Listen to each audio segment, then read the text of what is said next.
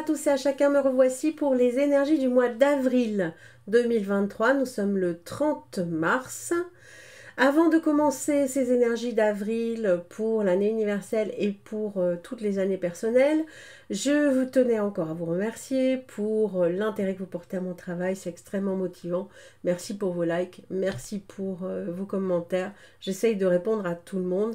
J'espère que je n'ai oublié personne. Les infos aussi, donc les miennes d'infos pour cette semaine, vous pouvez me retrouver en colloque à Lyon. J'ai été invitée par les causeries de Lyon. Je ne suis pas la seule, il y a un très très joli programme, donc c'est toute la journée. Vous pouvez voir ça sur le site. Je serai en conférence juste avant Monsieur Bobola. À 15 h, ça se passe à côté de Fourvière. Ensuite, sur le site de l'alchimiste, vous pouvez voir le 26 avril, il y a la session de numérologue arc-en-ciel qui commence. Le 27 avril, il y a la session d'accompagnant arc-en-ciel, donc ce sont des formations longues. Et puis, il reste des places du 19 au 23 juin pour une formation complète ADN et perspectives en Ardèche, en présentiel, au Moulin d'Ozon. Donc n'hésitez pas, si vous souhaitez avoir des renseignements sur ces formations ou si vous n'êtes pas tout à fait sûr de vous, vous pouvez m'appeler. Il y a une possibilité d'avoir 15 minutes d'échange au téléphone entièrement gratuit pour faire le point sur vos besoins. Ça s'appelle un appel découverte et je suis à votre disposition pour vous renseigner. Voilà pour les informations. Alors, ce mois-ci, donc on va commencer déjà par le mois d'avril qui va arriver. Donc déjà, on resitue. On est dans une année universelle 7, tous. Donc une année universelle 7 qui nous invite à lâcher prise, à accueillir, à accepter le délai, à accepter le retard, à accepter aussi les choses qui n'étaient absolument pas prévues. L'imprévu fait partie de l'année 7. Donc on lâche prise, on laisse faire, on accueille. En fonction de l'année dans laquelle on se trouve, forcément on va avoir des réactions différentes. En fonction du trimestre, donc vous avez vu que j'ai mis une vidéo, j'ai posté une vidéo il y a à peu près une dizaine de jours sur les ambiances du trimestre.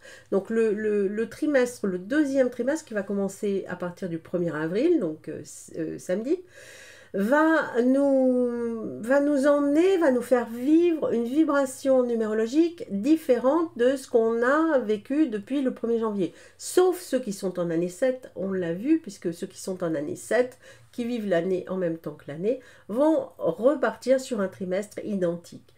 Il est important de savoir situer dans quel trimestre on se trouve. Donc n'oubliez pas, on resitue l'année universelle, l'année personnelle, le trimestre et le mois. Mois universel, mois personnel que j'étudie aujourd'hui, que je vais vous analyser plutôt aujourd'hui dans cette vidéo.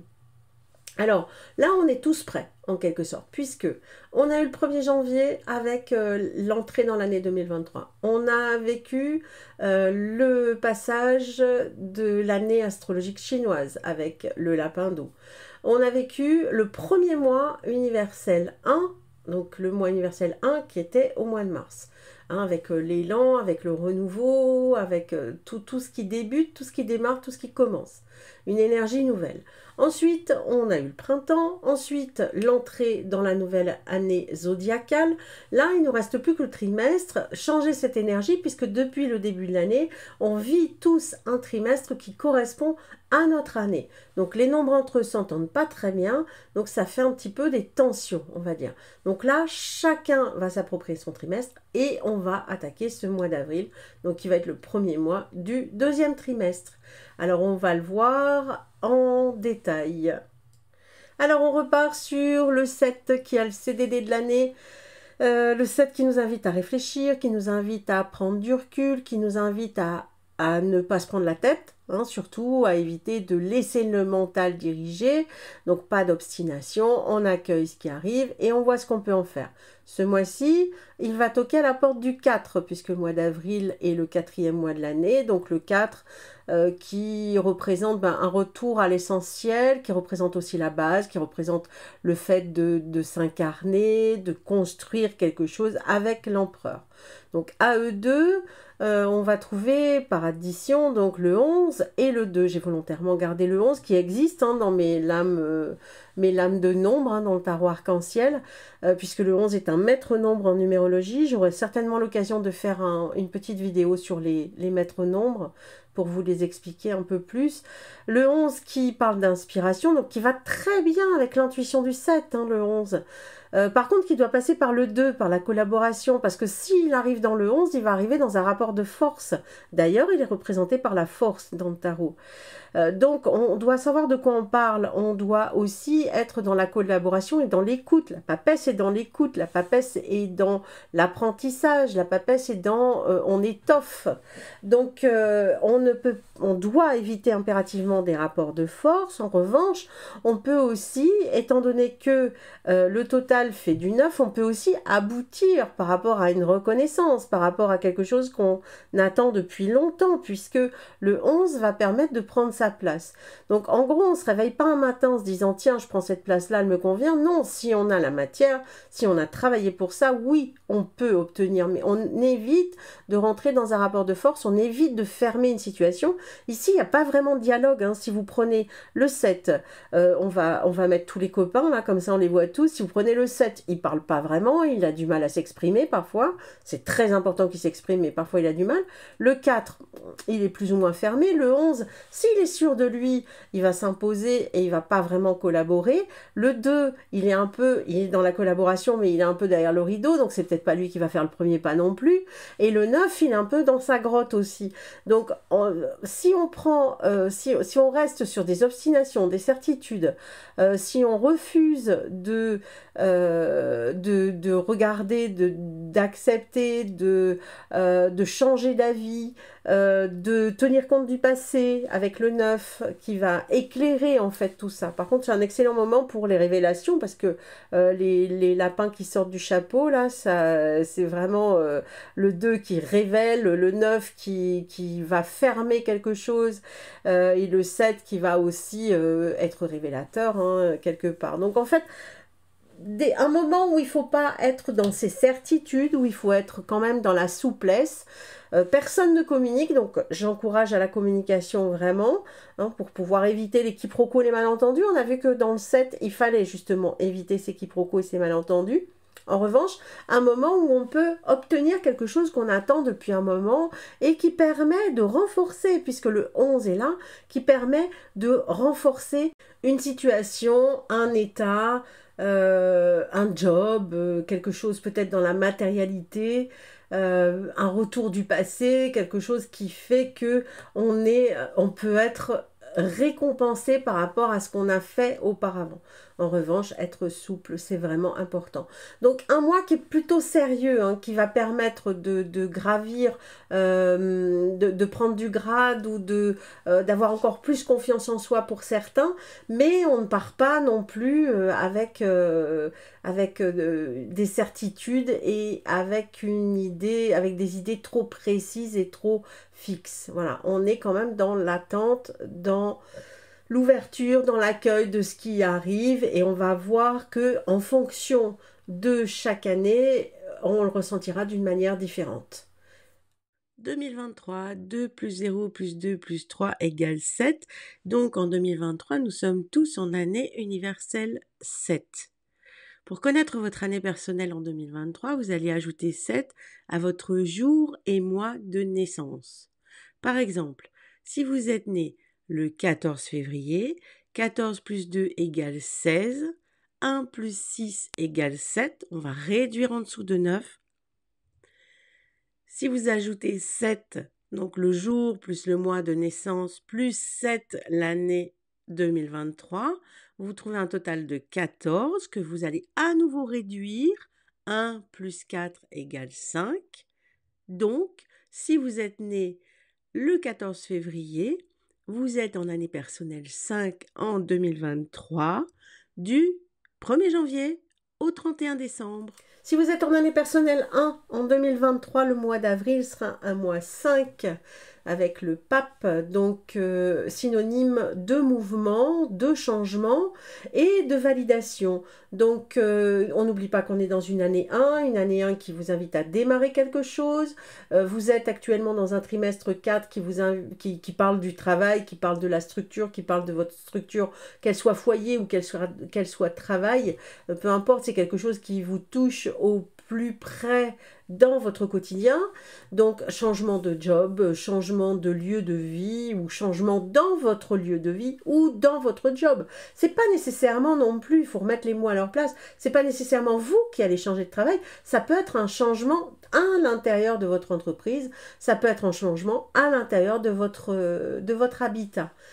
Donc quelque chose qui vous permet de vous renforcer, puisque l'objectif c'est quand même le 11, on l'a vu. Donc si ça peut être quelque chose qui vient du passé, qui récompense des actions passées et qui vous permet d'avoir encore plus confiance en vous avec ce 11.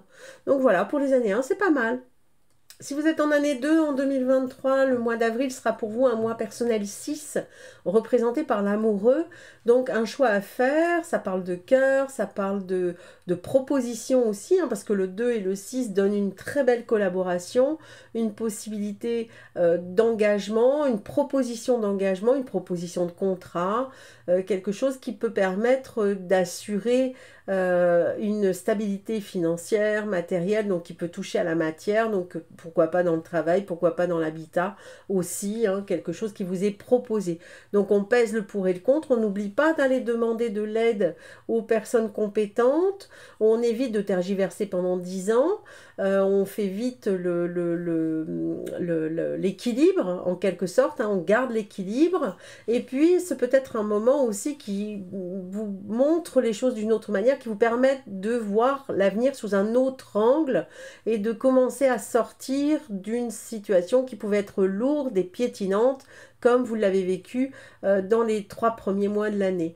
Donc voilà, pour les années personnelles 2, c'est plutôt une ouverture sur autre chose avec toujours cette idée de renforcer sa position et de prendre encore plus confiance en soi.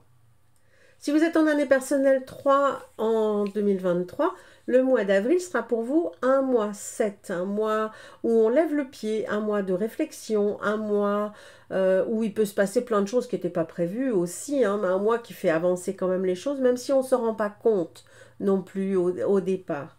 Donc un moment où il vous est demandé peut-être de prendre un peu de recul, de souffler un peu, d'avoir une autre hygiène de vie, de vous écouter, de vous entendre, d'être un peu plus dans l'intuitif, dans l'écoute de vous-même plutôt que dans l'action. N'oubliez pas que vous êtes dans un trimestre 8, donc attention, hein, ceux qui sont dans une année 3 ont un peu les deux doigts dans la prise, hein, ils sont un peu speed, un peu... Il y a beaucoup d'énergie là, surtout au deuxième trimestre. Donc levez bien le pied, prenez votre temps, analysez, peaufinez, allez vraiment dans le détail de ce que vous souhaitez faire, allez à l'essentiel aussi, on l'a vu avec le mois universel, tenez compte du passé aussi, et vraiment prenez votre temps, ne foncez pas tête baissée. Il y aura, gardez votre énergie pour ce qui va se passer après. Voilà pour les années 3, tranquille. Si vous êtes en année 4, en 2023, le mois d'avril sera un mois 8, mois qui parle de réalisation, de concrétisation, qui parle aussi de justice et d'équilibre. Alors justice, pas nécessairement la justice humaine, mais un besoin peut-être de remettre de l'ordre un peu dans tout ça. N'oubliez pas que vous êtes dans un trimestre 1, donc ce nouvel élan en fait qui est autorisé à partir du mois d'avril. Donc ça permet aussi d'ouvrir sur autre chose et de concrétiser, de se réaliser. Donc peut-être de concrétiser et de réaliser tout ce que vous avez pu penser, tout ce que vous avez pu réfléchir depuis le début de l'année, tout ce que vous avez pu mettre en place au moins dans le mental, planifier à mettre en place là maintenant. En revanche, attention parce qu'on a vu que le 4, le mois d'avril porte le numéro 4 aussi, hein, le nombre 4. On a vu aussi que le 4, le 11, il fallait surtout pas rester dans ses certitudes. Le 8 en rajoute un peu des certitudes. Donc soyez souple aussi. L'objectif, c'est aussi de renverser la situation et de peut-être regarder regardez les choses sous un autre angle. Si ça bloque, si ça bug, si ça ne veut pas avancer, n'oubliez pas d'apporter un autre regard là-dessus pour ne pas rester dans cette impasse que pourrait être le 4 et le 8, que pourrait représenter pour vous le 4 et le 8, ce serait dommage. Voilà pour les années 4. Si vous êtes en année personnelle 5 en 2023, le mois d'avril sera un mois 9, un mois d'aboutissement, de finalité. Attention, le 9 on l'a déjà vu aussi, hein, il fait partie des copains du mois universel, donc il ne faut pas le renforcer non plus. Donc le 9 peut être ici un mois d'aboutissement, de finalité par rapport à tout ce que vous avez pu mettre en place, voir ce que vous avez pu mettre en place l'année dernière. C'est aussi peut-être, ça peut représenter un top départ, le début de la fin de quelque chose. C'est aussi un voyage à l'étranger, tout simplement, hein, parce que le 5 et le 9, c'est le voyage pour le 5 et le 9, c'est l'étranger avec beaucoup de découvertes, donc pourquoi pas. En tout cas, c'est un mois, comme tout mois 9, qui vous invite à faire un bilan, qui vous invite à être gentil avec vous, à prendre du temps pour vous aussi, à ne pas être trop isolé dans votre caverne, à communiquer et à faire la lumière un peu sur tout ce qui s'est passé auparavant et à vous débarrasser de tout ce qui ne vous convient plus, que vous ne voulez pas emmener dans le mois de mai, par exemple. Voilà pour ceux qui sont en année 5. Si vous êtes en année personnelle 6 en 2023, le mois d'avril sera votre mois 1, c'est-à-dire celui qui va vous permettre de débuter, de démarrer, de faire tourner cette roue. Hein, vous n'en avez qu'un dans l'année, donc le début, il est là, il commence maintenant. En plus, vous êtes dans un trimestre 5 qui parle de changement, d'évolution et de mouvement. Donc, il faut saisir l'opportunité de débuter. Bien sûr, hein, toujours un peu de retard, il ne faut pas rêver. On est quand même en année 7. On piétine un peu pendant la première semaine et après, ça pourra prendre sa place. Donc le 1, il a tendance parfois à être un petit peu vindicatif et à vouloir absolument que ça aille très vite. Donc acceptez aussi d'être souple. Hein. Le 6 invite à la souplesse, invite à écouter son cœur. Et le 7 qui est derrière invite à prendre son temps. Donc on ne reste pas bloqué sur quelque chose, on évolue mais en souplesse et en douceur, en mettant en place ses projets petit à petit. Voilà pour les années 6. Si vous êtes en année personnelle 7 en 2023, mais vous vivrez l'année en même temps que l'année, c'est-à-dire que tout ce qui a été dit en début de vidéo concernant l'année universelle vous concerne doublement. En parlant de double, eh bien, vous allez être vous aussi sous la vibration du 2 qui vient d'un 11. Donc l'intérêt de la collaboration, de l'écoute de l'autre, de demander de l'aide, mais aussi de peut-être travailler votre confiance en vous, par exemple par des études, par une formation, par le fait d'apprendre certaines choses pour pouvoir vous en servir et pour renforcer vos acquis, pour renforcer vos compétences. On évite bien entendu de rentrer dans un rapport de force ou de se soumettre à quelqu'un parce que le 2, il y a toujours ce côté rapport de force ou soumission avec le 2 de 11. Voilà, si vous êtes en année personnelle 7. Si vous êtes dans une année personnelle 8 en 2023, le mois d'avril sera un mois 3. Le mois 3 qui parle d'expression et qui est associé au 12 du pendu, qui parle de voir les choses sous un autre angle, de renverser la situation et de ne surtout de coup pas bloquer. Donc en fait, on retient ce que j'ai dit au début, c'est-à-dire éviter d'être bourrique, éviter de rester sur des acquis, éviter de rester sur des croyances. Ici, c'est encore plus le cas si vous êtes en année 8. C'est le moment de communiquer, de vous exprimer, c'est le moment de garder l'équilibre aussi dans tous vos actes et dans toutes vos actions. Le 3, c'est l'expression, donc tout passe par l'expression. L'expression, elle peut être écrite, elle peut être verbale, ça peut être aussi un contrat, puisque le 3, c'est aussi les écrits, les papiers. Donc on peut s'engager, ça peut parler d'engagement, ça peut parler de contrat aussi. N'oubliez pas que vous êtes dans un trimestre 9 qui parle d'aboutissement et de finalité. Donc ne vous éparpillez pas, ne partez pas dans tous les sens et ne restez pas au contraire absolutiste dans une impasse. Voilà pour ceux qui sont en année 8. Si vous êtes en année 9 en 2023, le mois d'avril sera un mois 4. Un mois 4 qui vient d'un 13, donc le 13 qui va vous inviter à faucher, à couper, à vous débarrasser de ce qui est trop lourd, à vous débarrasser de ce qui ne vous convient plus. Donc on va resituer déjà l'essentiel. Où est votre essentiel? On revient au 4, à la construction, et on passera par le 13, la déconstruction ou la coupure. Donc ça peut être des décisions qui sont prises, ça peut être des décisions qui vous seront communiquées, puisqu'on n'oublie pas qu'on est en année 7 et qu'on ne peut pas tout gérer, on n'a pas le pouvoir, on est obligé d'accueillir ce qui arrive. Donc voilà, on va faire avec. En revanche, ce qui est intéressant, c'est que ça va permettre de laisser de la place au reste. Ça va permettre aussi de vous libérer, en quelque sorte, hein, de poids ou d'engagement ou d'une structure qui peut être un peu trop contraignante. Et on a vu qu'il ne fallait pas aller dans les contraintes ce mois-ci en universel, mais au contraire, être beaucoup plus ouvert. Voilà, pour vous qui êtes en année 9. J'espère que cette vidéo vous permettra de tirer le meilleur possible des énergies que vous allez rencontrer au mois d'avril et d'utiliser ces vibrations à bon escient. C'est l'objectif. Je serai ravie de vous rencontrer, comme je vous l'ai dit, au colloque à Lyon. J'y suis toute la journée, donc même si c'est pour blabla, c'est très bien les blabla. Et puis faire connaissance. J'ai une conférence, je crois, vers 15 h. Le programme est sur le site. Et aussi un atelier en fin d'après-midi le dimanche. Donc je vous attends dimanche à Lyon si vous passez par là. Et puis bien sûr les formations donc, qui vont recommencer. La formation d'accompagnant avec la numérologie arc-en-ciel.